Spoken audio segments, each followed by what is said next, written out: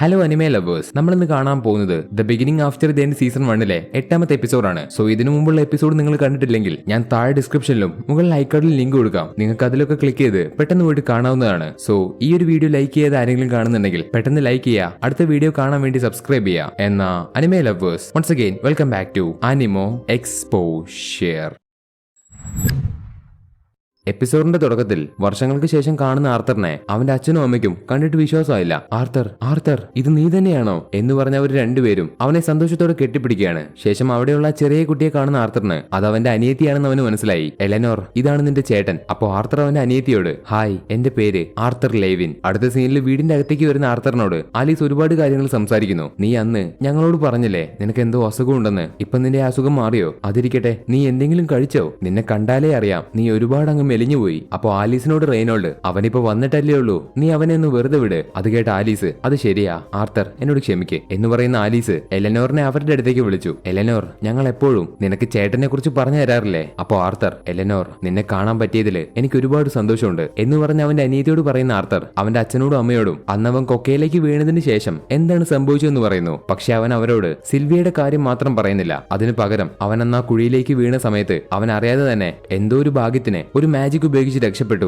അതിനുശേഷം അവൻ ടെസിയെ കണ്ടുമുട്ടി. അങ്ങനെ അവൻ കിങ്ഡം ഓഫ് എലനോറിലെത്തി. അവിടുത്തെ ജനങ്ങൾ പിന്നീട് അവനെ ഒരുപാട് സ്വീകരിച്ചു എന്നിങ്ങനെയാണ് അവൻ അവന്റെ അച്ഛനോടും അമ്മയോടും പറഞ്ഞു കൊടുക്കുന്നത്. അവരെന്തെങ്കിലും തെറ്റിദ്ധരിച്ചാലോ എന്ന് വിചാരിച്ച് അവൻ സിൽവിയയുടെ കാര്യം മാത്രം അവർക്ക് പറഞ്ഞു കൊടുത്തില്ല. ഈ കഥയൊക്കെ കേട്ട് കഴിയുമ്പോൾ ആലീസ് അവനോട്, എന്നിരുന്നാൽ പോലും നിന്റെ മുഴുവൻ പ്രശ്നമൊന്നും മാറിയിട്ടുണ്ടാവില്ല, നിനക്ക് എപ്പോഴും എന്തെങ്കിലും കുഴപ്പമുണ്ടാവും എന്ന് പറഞ്ഞ് അവന്റെ ആ നെഞ്ചിലെ വേദന അത് മുഴുവനായിട്ടും മാറിയിട്ടില്ല എന്ന് അവർ ചിന്തിച്ചു. പക്ഷെ ആർത്തർ അവരോട്, അതിപ്പോ കുഴപ്പമൊന്നുമില്ല, അത് മുഴുവനായിട്ടും മാറി. അതുണ്ടാവാനായിട്ടുള്ള കാരണം ഞാൻ എന്റെ മാനാക്കോർ നേരത്തെ അവയ്ക്കും ചെയ്തതുകൊണ്ടാണ്. അതുകൊണ്ടാണ് എനിക്കത് കൺട്രോൾ ചെയ്യാൻ പറ്റാതിരുന്നത്. പക്ഷെ ഇപ്പൊ അത് മുഴുവനായിട്ടും ശരിയായി, എനിക്ക് യാതൊരു പ്രശ്നവുമില്ല എന്നിങ്ങനെ ആർത്തർ അവരോട് പറഞ്ഞു. അവന്റെ അകത്തുള്ള മാനാ ബീസ്റ്റിനെ കുറിച്ചോ അത് ഒരുപാട് ഡേഞ്ചറസ് ആണെന്നുള്ള കാര്യമൊന്നും അവൻ അവരോട് പറഞ്ഞില്ല. അവൻ ഒരു ദിവസം സ്ട്രോങ് ആവുന്ന സമയത്ത് ഇതെല്ലാം അവരോട് പറയാൻ അവൻ വിചാരിച്ചു. ഈ സമയത്ത് ആർത്തറിന്റെ കയ്യിൽ സിൽവിയെ കാണുന്ന റെയ്നോൾഡ്, അതൊക്കെ ഇരിക്കട്ടെ, നിന്റെ കയ്യിലുള്ള ചെറിയ മൃഗത്തെ നിനക്ക് എവിടുന്ന കിട്ടിയത്? ഓ സിൽവിയോ? സിൽവി എനിക്കൊരു മാനാ ബീസ്റ്റിന്റെ ഗുഹയ്ക്കകത്ത് നിന്ന് കിട്ടിയതാണ്. ആ സമയത്ത് സിൽവിയുടെ അമ്മ ഏറെക്കുറെ മരിക്കാറായിരുന്നു. അപ്പൊ എനിക്ക് ഇവളെ അവിടെ വിട്ടിട്ട് പോരാൻ തോന്നിയില്ല, അതുകൊണ്ട് സിൽവിയെ ഞാൻ എന്റെ കൂടെ കൂട്ടി. അത് കേട്ട റെയ്നോൾഡ്, എന്തൊക്കെയായാലും നിനക്കിപ്പോ കുഴപ്പമൊന്നുമില്ലല്ലോ, അത് തന്നെ ഏറ്റവും വലിയ ആശ്വാസം. ശരി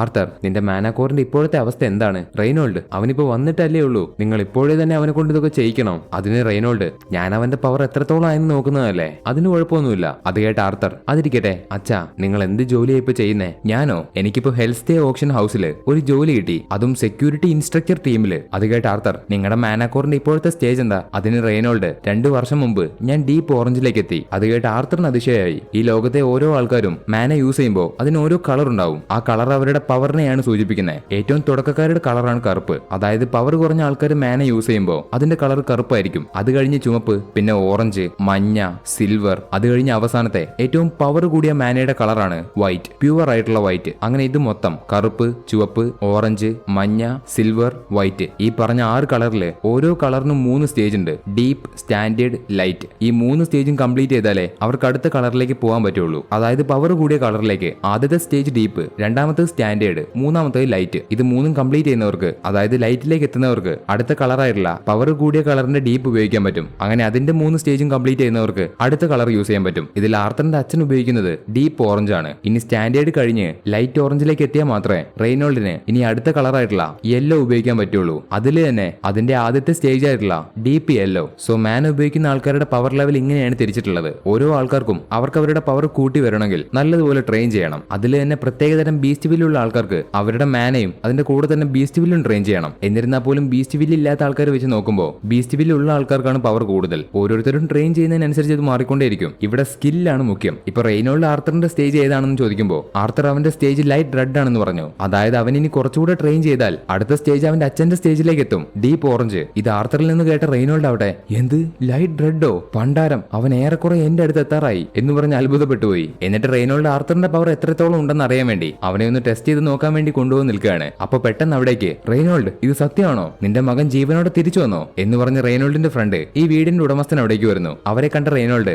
അവരെ ആർത്തറിന് പരിചയപ്പെടുത്തി കൊടുത്തു. ആർത്തർ, ഇതാണ് വിൻസെന്റ് ഹെൽസ്റ്റിയ, ഞാൻ ജോലി ചെയ്യുന്ന ഓപ്ഷൻ ഹൗസ് ഇദ്ദേഹത്തിന്റെയാണ്, അതുപോലെ ഈ വീടും അദ്ദേഹത്തിന്റെയാണ്. ഇത് അദ്ദേഹത്തിന്റെ ഭാര്യ തബിത. വിൻസെന്റ്, തബിത, ഇവനാണ് എന്റെ മകൻ ആർത്തർ. അപ്പോ ആർത്തർ അവരോട്, മിസ്റ്റർ ആൻഡ് മിസ്സിസ് ഹെൽസ്റ്റിയ, നിങ്ങളെ കണ്ടതിൽ ഒരുപാട് ഒരുപാട് സന്തോഷം. ഓ എന്തൊരു അച്ചടക്കം. ഞാൻ ശരിക്കും ഒരു കാര്യം ചോദിക്കട്ടെ റെയ്നോൾഡ്, ശരിക്കും ഇവൻ നിന്റെ മകൻ തന്നെയാണോ? കണ്ടിട്ട് അതുപോലെ തോന്നുന്നില്ലല്ലോ. ഞാൻ ഇതുപോലെ ഒരുപാട് കേൾക്കാറുണ്ട്, പക്ഷെ ശരിക്കും ഞാൻ അദ്ദേഹത്തിന്റെ മകനാണ് എന്ന് ആർത്തർ അവരോട് പറഞ്ഞു. അപ്പൊ ടബീത്ത ആർത്തറിന് അവരുടെ മകളെ പരിചയപ്പെടുത്തി. അവളുടെ പേര് ലിലിയ. അപ്പൊ ലിലിയയ്ക്ക് ആവട്ടെ ആർത്തറിന്റെ കൂടെയുള്ള സിൽവിയെ കണ്ടപ്പോഴേ ഇഷ്ടപ്പെട്ടു. ഇതിനുശേഷം റെയ്നോൾഡ് ആർത്തറിനെ ടെസ്റ്റ് ചെയ്യാൻ പുറത്തേക്ക് കൊണ്ടുവന്നു. അവർ രണ്ടുപേരും ഫൈറ്റ് ചെയ്യുന്നത് കാണാൻ ആലീസും അതുപോലെ ഹെൽസ്റ്റിയെ കുടുംബമുണ്ട്. അപ്പൊ വിൻസെന്റ് ആലീസിനോട്, ആലീസ്, ആർത്തറിന്റെ മാനക്കോർ ലൈറ്റ് റെഡ് ആയെന്ന് പറഞ്ഞത് സത്യമാണോ? അതിന് ആലീസ്, ആദ്യം അത് കേട്ടപ്പോ എനിക്കും വിശ്വസിക്കാൻ പറ്റിയില്ല, പക്ഷെ അവൻ ആർത്തർ ആയതുകൊണ്ട് ഞാൻ വിശ്വസിച്ചു. കാരണം അവൻ പണ്ട് മുതലേ എല്ലാ കാര്യങ്ങളും പെട്ടെന്ന് തന്നെ പഠിച്ചെടുക്കാറുണ്ട്. അത് കേട്ട വിൻസെന്റ് അപ്പൊ പറഞ്ഞു വരുന്നത് ആർത്തർ അവന്റെ 8ാമത്തെ വയസ്സിൽ മാനക്കോർ അവേക്കൻ ചെയ്തതല്ലാതെ അതിൽ തന്നെ അവൻ ഒരുപാട് ഇംപ്രൂവ് ആയി. അവൻ ഒരുപാട് സ്റ്റേജുകൾ കടന്നു പോയെന്ന്. സൈറസ് അക്കാഡമിയിലെ പ്രഗത്ഭരായിട്ടുള്ള കുട്ടികൾ പോലും 11ഉം 12ഉം വയസ്സിന്റെ ഉള്ളിൽ ഡാർക്ക് റെഡിന്റെ പടി പോലും കണ്ടിട്ടില്ല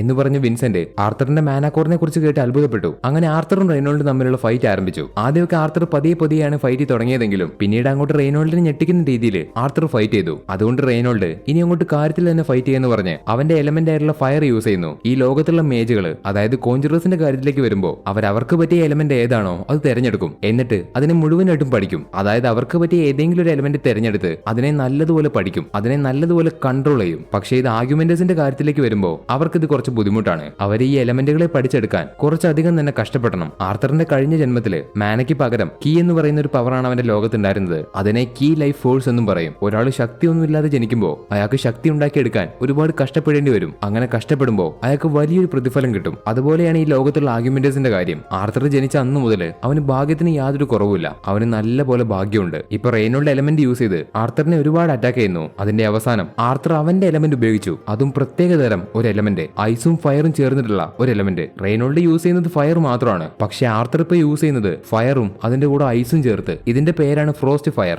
അങ്ങനെ ആർത്തറും റെയ്നോൾഡും അവരുടെ എലമെന്റ് യൂസ് ചെയ്ത് ഫൈറ്റ് ചെയ്യാൻ തുടങ്ങി. ആർത്തർ വീഡിയോന്റെ കൂടെ ട്രെയിൻ ചെയ്ത സമയത്ത് അവന്റെ കഴിഞ്ഞ ജന്മത്തിലെ കീ എന്ന് പറയുന്ന പവറിന്റെ ഓർമ്മകൾ അവൻ ഒരുപാട് ഉപകാരപ്പെട്ടിരുന്നു. അങ്ങനെ അന്ന് വീഡിയോൻ ആർത്തറിന് ഫയർ എലമെന്റ് പഠിപ്പിച്ചതിന് ശേഷം ബാക്കിയുള്ള എലമെന്റുകളും പഠിപ്പിച്ചു കൊടുത്തു. ഇപ്പൊ റെയ്നോൾഡിന്റെ കൂടെ ഫൈറ്റ് ചെയ്യുന്ന ആർത്തർ അവൻ യൂസ് ചെയ്യുന്ന ഫ്രോസ്റ്റ് ഫയർ മാറ്റി പകരം ലൈറ്റ്നിങ് ഉപയോഗിച്ചു. അതുകൊണ്ട് റെയ്നോൾഡ് ആകെ അങ്ങ് ഷോക്കായി. കാരണം ആർത്തർ ഉപയോഗിക്കുന്നത് ഫയറിന്റെ തന്നെ ഒരു ഹയർ മാജിക് ആണ്. മൊത്തം 4 എലമെന്റ് ആണ് മെയിൻ ആയിട്ടുള്ളത്. അതിന്റെ തന്നെ വേരിയേഷൻ ആണ് നേരത്തെ കണ്ട ഫ്രോസ്റ്റ് ഫയറും ഈ ലൈറ്റ്നിങ്ങും. അതായത് ഫയറിന്റെ തന്നെ മറ്റൊരു ഫോം. ലൈറ്റ്നിങ് ഉപയോഗിക്കുന്ന ആർത്തർ റെയ്നോൾഡിനെ നോക്കി, നിങ്ങൾ ഇപ്പൊ തന്നെ ഇത്രയും അത്ഭുതപ്പെട്ടോ? അപ്പൊ ഇത് കാണുമ്പോഴോ എന്ന് പറഞ്ഞ് അവൻ ഗാർഡനിൽ ഒഴുകിക്കൊണ്ടിരിക്കുന്ന വെള്ളത്തെ കൺട്രോൾ ചെയ്തു. എന്നിട്ട് അതുകൊണ്ട് റെയ്നോൾഡിനെ അറ്റാക്ക് ചെയ്യാണ്. പെട്ടെന്ന് റെയ്നോൾഡ് ഫൈറ്റ് ഒക്കെ നിർത്തി ആർത്തറിനെ കയറി പിടിച്ചു. ആർത്തർ, നീ ഒരുപാട് നല്ല ടെക്നിക്കൊക്കെ പഠിച്ചിട്ടുണ്ടല്ലോ. നീ എപ്പോഴാ ഇതൊക്കെ പഠിച്ചേ? അല്ല, എവിടുന്ന പഠിച്ചേ? നിനക്ക് ഇതല്ലാതെ മറ്റെന്തെങ്കിലും ചെയ്യാൻ കഴിയോ? അതിന് ആർത്തർ, ഞാൻ ഇത് തന്നെ ഈ അടുത്താ പഠിച്ചെടുത്തത്. അതുപോലെ എനിക്കിതിപ്പോ ചെറിയ രീതിയിൽ മാത്രമേ കൺട്രോൾ ചെയ്യാൻ പറ്റുന്നുള്ളൂ. അപ്പൊ ആർത്തറിന്റെ ഈ പവർ കണ്ടുവന്ന വിൻസെന്റും അദ്ദേഹത്തിന്റെ ഭാര്യയും ഷോക്കായി നിൽക്കുകയാണ്. എനിക്കിത് വിശ്വസിക്കാൻ പറ്റുന്നില്ല, എന്തൊരു ഭംഗിയായിട്ട് അവൻ ചെയ്തേ എന്ന് വിൻസെന്റ് പറയുമ്പോ, അതെ അതെ, ആ പയ്യൻ നല്ലതുപോലെ ചെയ്തു. എന്തായാലും അവൻ സാധാരണക്കാരനല്ല എന്ന് തിരിച്ച് ടബീറ്റ അടുത്ത സീനിൽ കാണിക്കുന്നത് എല്ലാവരും ഒരുമിച്ചിരുന്ന് നേരത്തെ സംഭവിച്ചതിനെ കുറിച്ച് സംസാരിച്ചുകൊണ്ടിരിക്കുകയാണ്. നിന്റെ മകന് ഒരു നല്ല ഭാവിയുണ്ട്, അവൻ ഇപ്പൊ തന്നെ എത്രത്തോളം ചെയ്തെന്ന് നമ്മൾ കണ്ടില്ലേ എന്ന് പറഞ്ഞു വിൻസെന്റ്. അതെനിക്ക് നേരത്തെ അറിയാം, ഇവന്റെ 3ാമത്തെ വയസ്സിൽ ഇവൻ അവേക്കൻ ചെയ്ത സമയത്ത് എന്ന് റെയ്നോൾഡ് തിരിച്ചു പറയുന്നത് കേട്ട്, എന്താ നിങ്ങൾ പറഞ്ഞ 3ാമത്തെ വയസ്സിൽ അവേക്കൻ ചെയ്തെന്നോ എന്ന് പറഞ്ഞു വിൻസെന്റിന്റെ ഭാര്യ ടബീറ്റ ഷോക്കായി. അപ്പോ ആലീസ് അവരോട്, അന്നാണ് ഞങ്ങളുടെ വീട് മുഴുവൻ തകർന്നു പോയത് എന്ന് പറയുന്നു. ഇത് കേട്ട് വിൻസെന്റ് പെട്ടെന്ന് എഴുന്നേറ്റ്, റെയ്നോൾഡ്, നിന്റെ മകനെ സൈറസ് അക്കാഡമിയിലേക്ക് ചേർത്താൽ എങ്ങനെയിരിക്കും? എന്ത് സൈറസ് അക്കാഡമിയോ എന്ന് ആർത്തർ, നീ കാര്യത്തിലാണ് ഈ പറയുന്നേ? നമ്മുടെ ലോകത്തിലെ തന്നെ ഏറ്റവും പ്രശസ്തമായ സൈറസ് അക്കാഡമിയെ കുറിച്ചല്ലേ നീ പറയുന്നേ എന്ന് റെയ്നോൾഡ് പറയുമ്പോ, എന്റെ ഭർത്താവ് ഇപ്പൊ ഒരുപാട് കുടിച്ചിട്ടുണ്ട്, പക്ഷെ അദ്ദേഹം പറയുന്നതിലും കാര്യമുണ്ട്. ആർത്തറിനെ പോലെ കഴിവുള്ള കുട്ടികളെ അവിടെ വിട്ട് പഠിപ്പിക്കുന്നത് നല്ലതാണ്. പിന്നെ നിങ്ങൾ അതിന്റെ ചെലവിനെ കുറിച്ചൊന്നും ആലോചിച്ച് പേടിക്കണ്ട, അതെല്ലാം ഞങ്ങൾ നോക്കിക്കോളാം എന്ന് പറഞ്ഞ് ടബീറ്റ. അപ്പൊ അത് കേട്ട ആലീസ് ആവട്ടെ, നിങ്ങൾ ഇപ്പൊ തന്നെ ഒരുപാട് കാര്യങ്ങൾ ഞങ്ങൾക്ക് വേണ്ടി ചെയ്യുന്നുണ്ട്, അതിന്റെ കൂടെ ഞങ്ങളുടെ മകന്റെ പഠനത്തിനുള്ള പണം കൂടെ കൊടുക്കാന്ന് പറയുമ്പോ, മാത്രമല്ല അവനിപ്പോ 8 വയസ്സല്ലേ ഉള്ളൂ, അവനെ ഇപ്പൊ തന്നെ അവിടേക്ക് കൊണ്ടുപോയി ചേർക്കാൻ പറ്റുമോ എന്ന് ആലീസ് ചോദിക്കുമ്പോ, അതിന് വിൻസെന്റ്, ഹേയ്, നിങ്ങൾ അതിനെപ്പറ്റി ഒന്നും ചിന്തിക്കണ്ട. സൈറസ് അക്കാഡമിയിലെ ഡയറക്ടറെ എനിക്ക് നേരിട്ട് നല്ല പരിചയമുണ്ട്, അതുകൊണ്ട് അവരോട് ഞാൻ സംസാരിച്ചാൽ എന്ന് പറഞ്ഞ് വിൻസെന്റ് പറയാൻ തുടങ്ങുമ്പോ പെട്ടെന്ന് ആർത്തർ, എന്നോട് നിങ്ങൾ എല്ലാവരും ഇപ്പൊ ക്ഷമിക്കണം, നിങ്ങളിപ്പോ ഈ പറഞ്ഞുകൊണ്ടിരിക്കുന്ന കാര്യം എന്നെപ്പറ്റി ആയതുകൊണ്ട് എനിക്കിത് പറയാതിരിക്കാൻ പറ്റില്ല. എന്തു പറ്റി ആർത്തർ, നിനക്കിപ്പോ എന്താ പെട്ടെന്ന് എന്ന് അവനോട് വിൻസെന്റ്, നിങ്ങൾ എനിക്ക് എന്താണോ ചെയ്യാൻ പോകുന്നത് അതിന് നന്ദിയുണ്ട്, പക്ഷേ ഒരുപാട് കാലത്തിന് ശേഷമാണ് ഞാൻ എന്റെ ഫാമിലിയുടെ കൂടെ ചേരുന്നത്. അതെ അതെ, അതും ശരിയാണ്, ഞാൻ പറഞ്ഞത് കുറച്ച് കടന്നുപോയോ എന്ന് പറഞ്ഞു വിൻസെന്റ് ആർത്തറിനോട് ചോദിക്കുമ്പോ, ആർത്തർ അദ്ദേഹത്തോട്, നേരത്തെ ഞാൻ ഫൈറ്റ് ചെയ്തതുകൊണ്ട് ഞാനിപ്പോ ഒരുപാട് ക്ഷീണിച്ചു, അതുകൊണ്ട് നിങ്ങളൊന്നും വിചാരിക്കല്ലേ എന്ന് പറഞ്ഞ് ആർത്തർ പെട്ടെന്ന് അവിടുന്ന് ഒഴിഞ്ഞു മാറി. അവൻ അവിടുന്ന് പോവുകയാണ്. അത് കണ്ട് വിൻസെന്റ് അവിടെ, ഛേ, ഞാൻ അവനോടിപ്പോ ഇതൊന്നും പറയണ്ടായിരുന്നു. ഇപ്പൊ അവിടുന്ന് നടന്നു വരുന്ന ആർത്തറിനെ പുറകീന്ന് ലിലിയെ വിളിച്ചു, ഹേയ് ആർത്തർ, നീ ആ വഴി പോണ്ട, നീ ഇപ്പൊ എന്റെ കൂടെ വാ, നിനക്ക് പറ്റിയ സ്ഥലം ഏതാണെന്ന് എനിക്കറിയാം എന്ന് പറഞ്ഞ് ലിലിയെ ആർത്തറിനെ അവരുടെ സെർവന്റുകളൊക്കെയുള്ള സ്ഥലത്തേക്ക് കൊണ്ടുവന്നു. അവിടേക്ക് എത്തിയ ലിലിയ, ഹേയ് എല്ലാവരും വരൂ ഇങ്ങോട്ട് നോക്ക്, നമുക്കിന്നൊരു പുതിയ അതിഥിയുണ്ട് എന്ന് പറഞ്ഞ അവൾ അവർക്ക് ആർത്തറിനെ കാണിച്ചു കൊടുത്തു. അപ്പൊ നീയാണല്ലേ ഞാൻ നട്ട് നനച്ചുണ്ടാക്കിയ ഗാർഡൻ നശിപ്പിച്ചേ എന്ന് പറഞ്ഞ അവരുടെ കൂട്ടത്തിലെ വയസ്സായ ഒരു സെർവന്റ് ആർത്തറിനോട് വെറുതെ തമാശയായിട്ട് ചോദിക്കുന്നു. അത് കേട്ട് ആർത്തർ അവൻ ചെയ്തതിന് സോറിയും പറയുന്നുണ്ട്. ലിലി അവളുടെ മനസ്സ് മടുക്കുമ്പോ അല്ലെങ്കിൽ അവൾക്ക് സങ്കടം വരുമ്പോ എപ്പോഴും ഈ സ്ഥലത്തേക്ക് വരും. അവളുടെ തലയിലുള്ള ഭാരമൊക്കെ ഒന്ന് ഇറക്കി വെക്കാൻ, അവൾക്ക് കൂടുതൽ ഫ്രീ ആവാൻ അവൾ ഈ സ്ഥലത്തേക്ക് വന്ന് അവിടുത്തെ ആൾക്കാരോട് സംസാരിച്ച് അവരുണ്ടാക്കുന്ന ഭക്ഷണങ്ങളൊക്കെ എടുത്തു തന്നും. ലിലിക്ക് ഇങ്ങനെ സ്ട്രെസ് വരാൻ കാരണം അവൾ ഇതുവരെ അവയ്ക്കൻ ചെയ്തിട്ടില്ല. അതുപോലെ അവളുടെ അച്ഛനും അമ്മയ്ക്കും മാജിക് പവർ ഒന്നുമില്ല. എന്നാലും ഇവൾ അവയ്ക്കൻ ചെയ്യണമെന്ന് പറഞ്ഞ് അവളെ ഒരുപാട് ബുദ്ധിമുട്ടിക്കും. അപ്പൊ ആ ഭാരമൊന്നും ഇവൾക്ക് താങ്ങാൻ കഴിയില്ല. അങ്ങനെ സ്ട്രെസ് ആവുന്ന സമയത്താണ് ലിലി ഇവിടേക്ക് വരുന്നത്. ഇപ്പൊ ഈ കാര്യങ്ങളെല്ലാം അവിടുത്തെ സെർവൻസ് ആർത്തറിന് പറഞ്ഞു കൊടുത്തു. ഇതിനുശേഷം രാത്രി ആർത്തർ കിടക്കുന്നതിന് മുമ്പ് അവന്റെ അച്ഛനും അമ്മയും അവനോട് സംസാരിക്കുന്നു. എനിക്ക് ഇപ്പോഴും വിശ്വസിക്കാൻ കഴിയുന്നില്ല, നീ ഇപ്പൊ ഒരുപാട് വലുതായി, ഒരു സുന്ദര കുട്ടപ്പനായി എന്ന് ആലീസ് പറയുന്നു. നിന്നെ കാണാൻ എന്നെ പോലെ ഇല്ലെങ്കിലും നീ എന്റെ മോനാണ് എന്ന് റെയ്നോൾഡ് പറയുമ്പോ ആർത്തർ ഞാൻ ഒരുപാട് മാറിയോ? അത് കേട്ട ആലീസ് അവനോട് ഹേ ഇല്ല, പുറമേ നീ വലുതായെന്നേ ഉള്ളൂ, നിന്റെ അകത്ത് ഇപ്പോഴും നീ പഴയ ആർത്തർ തന്നെയാണ്. അതിന് റെയ്നോൾഡ് എനിക്ക് ഉറപ്പാണ് ഭാവിയിൽ നീ ഒരു വലിയ മേജായിട്ട് മാറും. എന്നാ ശരി ആലീസ്, അവനൊന്ന് കിടന്നോട്ടെ. അതെ അവൻ കിടന്നോട്ടെ എന്ന് പറഞ്ഞ് രണ്ടുപേരും അവിടുന്ന് പോകുന്നതിന് മുമ്പ് അമ്മയ്ക്ക് ഉമ്മ തരാൻ നിനക്ക് മടിയാണല്ലേ എന്ന് പറഞ്ഞ് ആലീസ് അവന്റെ അടുത്ത് നിൽക്കുകയാണ്. അപ്പൊ ആർത്തർ ആലീസിനൊരു ഉമ്മ കൊടുത്തു. ആർത്തർ ഇന്ന് നിന്നോട് വിൻസെന്റ് പറഞ്ഞ കാര്യം നീ ഒരിക്കലും തെറ്റായിട്ട് എടുക്കരുത്. അവൻ ഇന്ന് നിന്നോട് അങ്ങനെ പറഞ്ഞതിന്റെ കാരണം അവന് നിന്നോട് സ്നേഹം ഉണ്ടായതുകൊണ്ടാണ്. അത് കേട്ട് ആർത്തർ എനിക്ക് ദോഷം വരുന്ന കാര്യങ്ങളൊന്നും അദ്ദേഹം പറയില്ല എന്ന് എനിക്കറിയാം, അദ്ദേഹം അങ്ങനെ പറഞ്ഞതുകൊണ്ട് ഒരു കുഴപ്പമില്ല. അത് കേട്ട് ആലീസും റെയ്നോൾഡും അവിടെ നിന്ന് പോവുകയാണ്. ശേഷം അടുത്ത ദിവസം രാവിലെ ആർത്തറിനെ കാണാൻ റെയ്നോൾഡിന്റെ ഫ്രണ്ട്സ് വന്നു. അപ്പോൾ ഓടി വന്ന അഞ്ജല പണ്ടത്തതുപോലെ ആർത്തറിനെ മുറുക്കി കെട്ടിപ്പിടിച്ചു. അവർക്ക് എല്ലാവർക്കും ഇപ്പോ ആർത്തറിനെ വീണ്ടും കണ്ടതിൽ ഒരുപാട് സന്തോഷമായി. ഇവരെല്ലാവരും അഡ്വഞ്ചർ ചെയ്യുന്ന ആൾക്കാരാണ്. അതുകൊണ്ട് അവരെല്ലാവരും ഒരുപാട് ദൂരത്ത് നിന്നാണ് ആർത്തറിനെ കാണാൻ വരുന്നത്. അവരെ കാണുന്ന ആർത്തറിന്റെ മനസ്സിൽ അവനും ഒരു അഡ്വഞ്ചറർ ആവണമെന്ന് ചിന്തിക്കുന്നുണ്ട്. ഒരു അഡ്വഞ്ചറർ ആയി കഴിഞ്ഞാൽ അവൻ ഒരുപാട് കാര്യങ്ങൾ ഇനിയും പഠിക്കാൻ പറ്റും. അവൻ ഇപ്പൊ തന്നെ മര്യാദയ്ക്ക് അവൻ ജീവിക്കുന്ന സാപ്പിലെ സ്ഥലങ്ങൾ പോലും അറിയില്ല. സോ ഒരു അഡ്വഞ്ചറർ ആയി കഴിഞ്ഞാൽ അവന് കൂടുതൽ സ്ഥലങ്ങളും പഠിക്കാൻ പറ്റും, ഒരുപാട് സ്ഥലങ്ങൾ കാണാൻ പറ്റും. അതുകൊണ്ടാണ് അവനൊരു അഡ്വഞ്ചറർ ആവാൻ ആഗ്രഹിക്കുന്നത്. അവിടെ കട്ട് ചെയ്താൽ അടുത്ത സീനില് ലിലിയ ഒരു റൂമിൽ ഒറ്റയ്ക്കിരിക്കുന്നതാണ് കാണിക്കുന്നത്. ഈ ഒരു സീൻ കാണിച്ചുകൊണ്ട് ഈ ഒരു എപ്പിസോഡ് ഇവിടെ വെച്ച് അവസാനിക്കുന്നു. സോ എല്ലാവർക്കും വീഡിയോ ഇഷ്ടപ്പെട്ടെന്ന് വിചാരിക്കുന്നു. അതുകൊണ്ട് വീഡിയോ ഇഷ്ടപ്പെട്ടാൽ ലൈക്ക് ചെയ്യുക, അടുത്ത വീഡിയോ കാണാൻ വേണ്ടി സബ്സ്ക്രൈബ് ചെയ്യുക. അതുപോലെ നിങ്ങളുടെ അഭിപ്രായങ്ങളും കാര്യങ്ങളൊക്കെ കമന്റ് ആയിട്ട് അറിയിക്കുക. നിങ്ങൾക്ക് ഒന്നും കമന്റ് ചെയ്യാൻ കിട്ടിയിട്ടില്ലെങ്കിൽ അറിയാലോ, ജസ്റ്റ് ഇമോജി ഇട്ടാൽ മതി. സോ അതെല്ലാവരും ചെയ്യുക. എന്നാ അടുത്തൊരു വീഡിയോയുമായി കാണുന്നത് വരെ അനിമേ ലവേഴ്സ്, ഇറ്റ്സ് മീ ആനിമോ.